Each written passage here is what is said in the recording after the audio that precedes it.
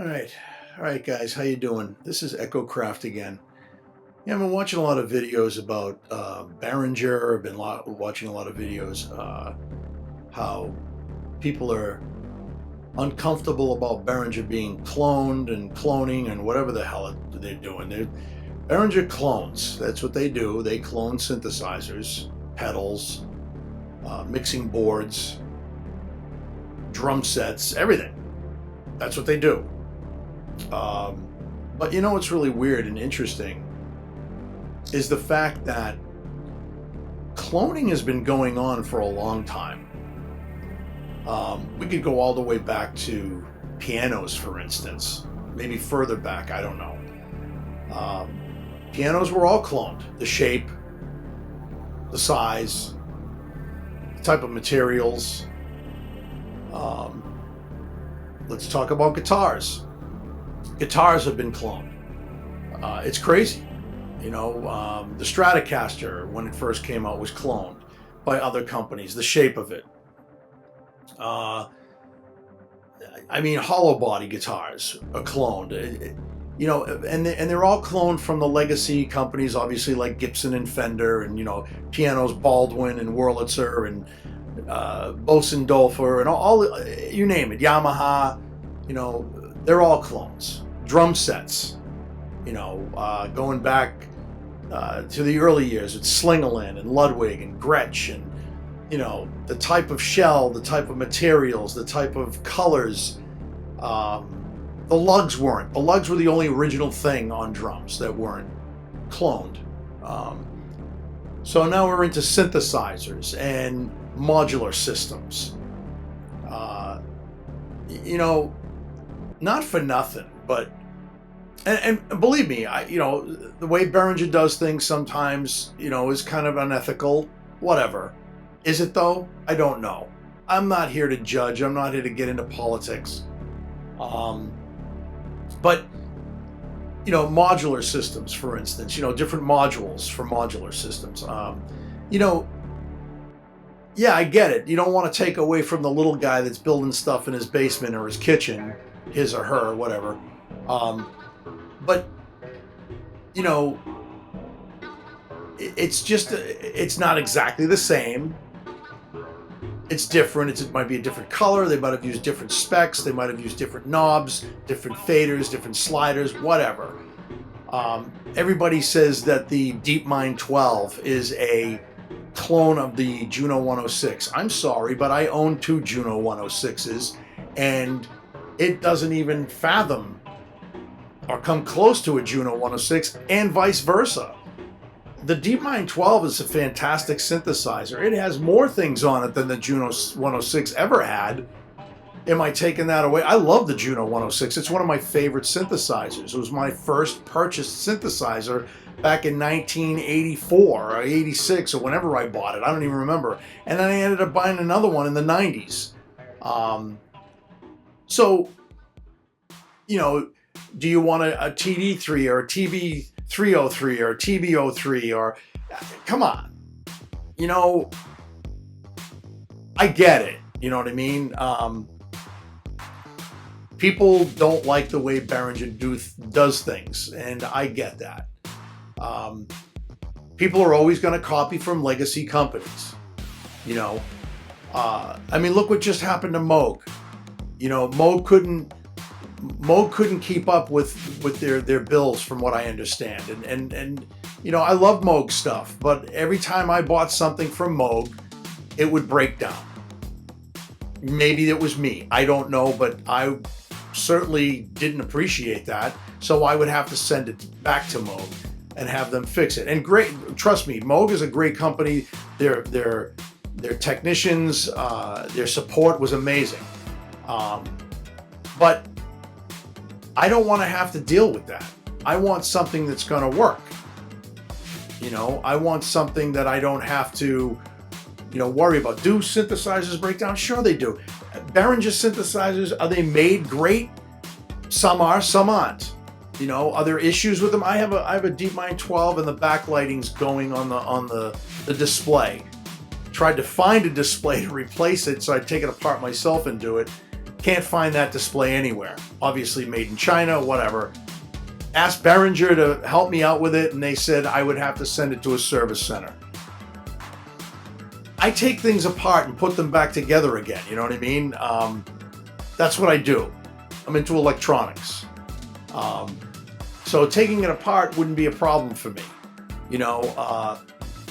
But other than that, I can live with it, because what I use with the DeepMind 12 is I actually use the DeepMind 12 software, which I find very more intuitive than going through menus, because I can actually see it on my computer screen, and I actually can get deep into the effects and everything in it. Do I like using the front panel to design sounds and stuff? Sure. That's why I bought it. But a lot of their stuff, you know, is cheaply made, and that's why it's inexpensive. Does it sound amazing? Yes. I own several Behringer pieces of equipment. Again, some of their stuff is cheaply made, some of their stuff isn't. You know, I have a bunch of Behringer stuff. I have a great little line mixer that I use by Behringer. I have it's called the Ultra Gain digital line input that I use, and I connect that to my Focusrite. Why did I not buy the Focusrite one? Because the Focusrite one was over, I think it was I think now it's like $8.99 or something like that. It was over $1,500 when I wanted to add more channels. Behringer had, you know, a simpler solution for $199. I've been using it ever since. It has Midas preamps in it. It's amazing. So I mean, you know, Behringer, I think, you know, gives another thing of the way I look at it is Behringer also gives the young person, or the person just getting started, young or old, just getting started in synthesizers.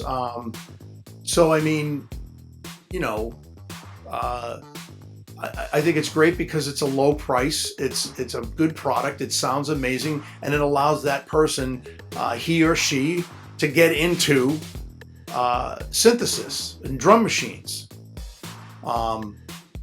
You know, when they clone things, they add things. You know, sometimes, not all the time, but for the most part, you know, I have the TD, was it the TD3 MO? I love that thing. It sounds amazing because it's got the Devilfish processor in it, which allows me to do other cool stuff. I mean, do I love other synth manufacturers? Yes.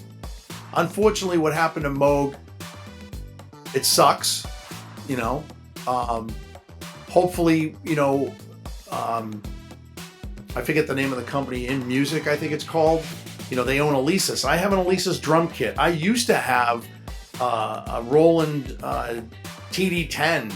Couldn't bring it to my condo, I thought, so I ended up selling it. And I ended up buying an Alesis Nitro kit and customizing it and making it sound great. And I actually use Easy Drummer 3 with it, but it's a killer set, you know. And I modded it and made things better on it. And but again, what did they do? They basically copied Roland, right? I mean, think about it. Roland was and still is, as far as I'm concerned, the king of electronic drum sets. I love my Alesis kit. Would I prefer a Roland top-of-the-line, full-blown shells and everything? Sure. But I'm not putting out $5,000 for that.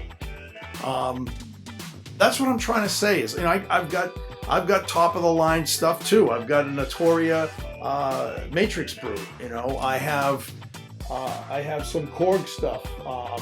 You know, I have a Dave Smith Instruments, a sequential Rev 2 16 voice that I took apart and added the board to.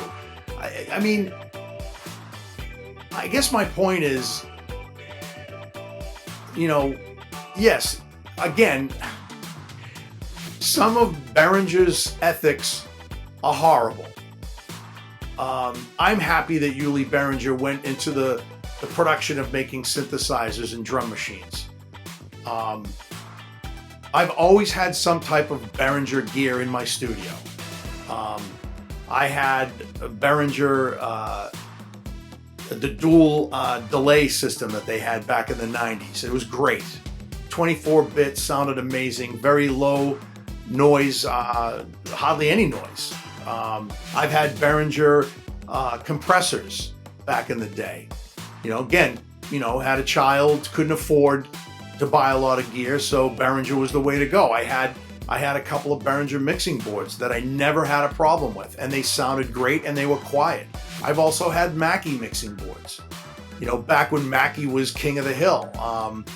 Mackie boards were great. Would I buy a Mackie product now? I don't know. They seem to be making a comeback, but they're not made in the United States anymore.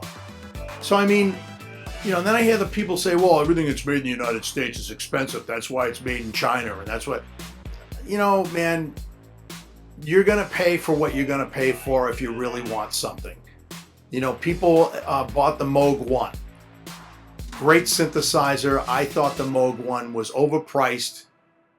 $9,000. Come on, man. I'm an old dude, and when I saw my very first Moog back in, God, I was a kid. I was with my dad at a music store, and it had a big sign on, "Do not touch unless talk to salesman." At that time, and that was back in the 70s, probably 72, or 70, I don't even remember, man. 76 maybe, I guess. I don't know. I was 12 or 13 years old, and that synthesizer was $4,500 then. And Moog never changed their prices. And it was a mini Moog. I remember it. The first time I ever heard a synth, that's when I fell in love with it. I heard this big whopping bass note that came out. I was like, wow. And I was like, oh my God. It modulated, and I was like blown away by it. And I fell in love with it. And my father looked at me and said, come on, let's go. That's ridiculously priced. And I agree. And back then, everything was made in the US. It was all hand-wired, built like a tank, and would go out of tune like a bad guitar. Again, they never changed the prices of things. And I never could afford one. I bought a sub 37. No, what did I buy? It wasn't a sub 37. It was the sub Fatty. That's what I bought. The first Moog piece of equipment that I ever owned. It was like $8.99. Great little bass synth. I had more problems with that synthesizer. I sent it back to be repaired a couple of times. Again, great service. The guys that I dealt with were awesome, kept me up to date on what was going on with it. I ended up selling it because I just couldn't take it anymore. I ended up buying a Mother 32, and I ended up buying a DFAM. I loved them. They were great. The Mother 32 all of a sudden started doing some weird stuff. The DFAM didn't. So I ended up selling the Mother 32 and the DFAM with the little rack for, almost what I paid for them. I just got tired of dealing with problems after a year of owning them. Am I looking at the Behringer Crave? Yeah. I'm looking at the stuff that Behringer cloned. Why? Because I still like those sounds, and for more than half the price. I forget what the Behringer drum machine is, like the DFAM. I forget what it's called, but those are on my radar. What I'm trying to say is, I just don't understand why. I would love an original Oberheim, or I would love the newest one that they just came out with. Come on, man. $8,000? Come on.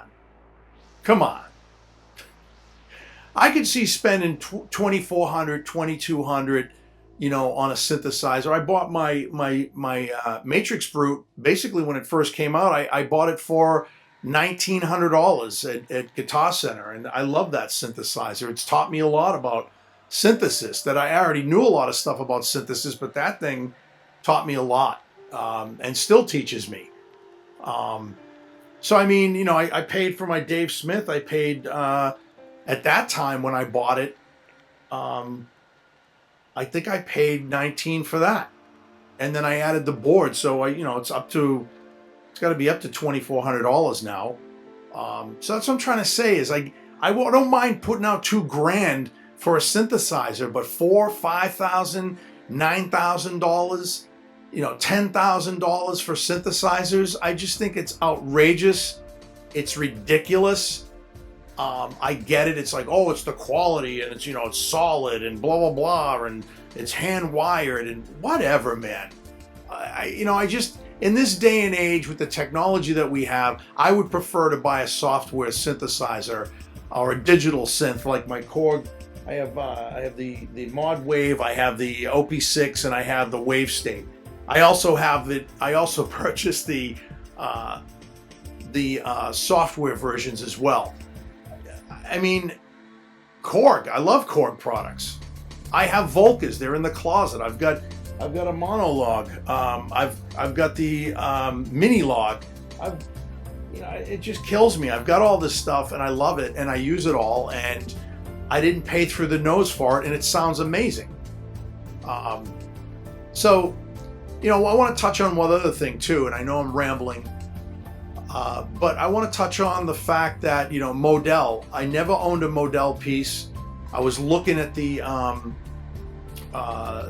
forget what it's called. God, forgive me. I'm really bad with names and stuff. But I liked some of their stuff, and I'm sad to say that I hope somebody picks up Model, but I guess they're closing their doors. I went on their website. It's still active. People are still selling their products like Sweetwater and stuff like that. But it's sad, and their stuff was moderately priced. I thought, it wasn't too bad. And they're great little synthesizers. Another exciting piece of news, the Gaia. I hated the original Gaia. I did not like it at all. I didn't know how to really dive into it. The new one looks really cool. I've seen a few videos on it. Loop Pop showed a video of it. Starsky Car. Some of these guys, Sonic State. I just really enjoy the hell out of that. That synth looks really good. And $8.99, yeah, it's up there in price. It should be around $5.99. That's just my opinion. But yeah, that's on my radar. It's sad, I just picked up the new Expressive E Osmos. Jeez, I just forgot. I'm really bad with names. But I love that synthesizer. Is it digital? Yeah. Does it create interesting sounds? Sure. What I love about it is that it's MPE based, and I can hook it up to anything.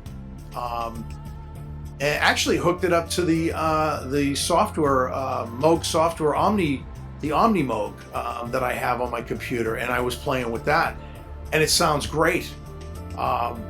So I mean, there's a lot of things that are out there that are moderately priced. I couldn't believe the price of the Osmos. It was $17.99. I thought for sure because of that technology that it would be well over $2,000. So, then you have Rolly out there. They just released their whole line of keyboards now, the one that actually has keys and lights up pretty colors, and not a big fan of Rolly products, but that one looks pretty cool, and you can snap other pieces together and blah, blah, blah, and not too, I thought the Rolly was way overpriced. That's just me. Didn't like it, tried one, was not a fan of it. I like keys. I'm old school. I'm an old dude. I guess, I just think that, in this day and age with the technology we have, with DSPs and things like that, yeah, analog sounds great. I have a bunch of analog gear, but, Today is a whole different ballgame. I mix analog and digital together. Always have. Always will. They live nicely together. They play nicely together. I just think that, for the most part, that synthesizers should not be priced over $5,000, $3,000, $2,000. Anything over $2,000, I think, is insane. Oberheim, all these companies, Dave Smith Instruments, their stuff is up there, but it's still in that $2,400 range, which is fine. But I think, and I met Dave Smith, and he was a really nice guy. I talked to him at NAMM, and he's probably one of the most intense innovators in the synthesis community ever. He's up there with Bob Moog, obviously, Oberheim, ARP, Alan Perlman, all those guys are all legacy guys, and even Korg, when they brought the ARP back, the ARP products back, they weren't crazily priced. I thought the 2600 was a little insane, and then they came out with the Mini, and that's still pricey, and that's up there. I own the ARP, the BARP, the Behringer version of the 2600. I've gotten some great sounds out of that thing. It cost me $5.99. Is it gonna last long? I don't know. I don't know. I don't know how long stuff is gonna last by Behringer. I don't know. Whatever. That's not important to me. It's working today, and I like it, and I'm playing with it, and I enjoy it. So I think these legacy companies that rely mostly on their name because they were the first, and they were the best, and they were the kings of the hill, and great, but you're not appeasing. You're not going after. You're still going after the collector or the person who has a lot of money to spend. You're not looking at the little guy. Moog came out with some stuff that was for the little guy. Great. But I haven't seen that with Oberheim. I don't know. Korg came out with stuff for the little guy. Roland comes out with stuff for the little guy. I own a couple of Roland. I love my Roland drum machines. I love my Roland TR8S, TR8. I have the TB3, or the TB03 or whatever it's called. I've got the Juno 6 or the J06. I've got that. It's a great synth. I've got the Roland TR9 or TO9 or whatever it's TR09 or whatever it's called. I've got that. Great little drum machine, great little synthesizer. I mean, moderately priced, $300 to $400, and it sounds amazing. So, whatever. People are gonna complain about me saying what I said, and I don't really care. I do what I do. I say what I say. I enjoy the things that I buy. I just think that the legacy companies really need to start looking at who's buying what, and get your stuff out there. That's all I gotta say. Just get your stuff out there. Get it into the hands of creative people. There's a lot of young people out there today that are super talented, super creative, and I think Behringer's tapping into that. To be honest with you, Roland's been doing it. Korg has been doing it. Alesis has been doing it. Arturia, I love my Arturia stuff. I have several pieces of Arturia equipment. I have their software. They're reaching out to the talented people that are out there. And in this day and age, in this economy that we have, trust me, you want to start reaching out to people, because not a lot of people have a lot of money right now. So with that, I would like to, give a shout out to Synth Samurai. Love his videos, great guy. Been watching some synth punk stuff. He's a twisted dude. Shout out to those guys and all the other guys in the community. Love Sonic State. I love the synthesizer community. We all try to complement each other. Marshall Arnold, great guy. Check out his channel. And that's Marshall with one L. So yeah, check out those guys. They're doing a hell of a job presenting stuff and getting stuff out there. And I don't know, stay creative and keep buying gear. Keep getting gas pains. That's all I gotta say. This is Echo Craft. Peace.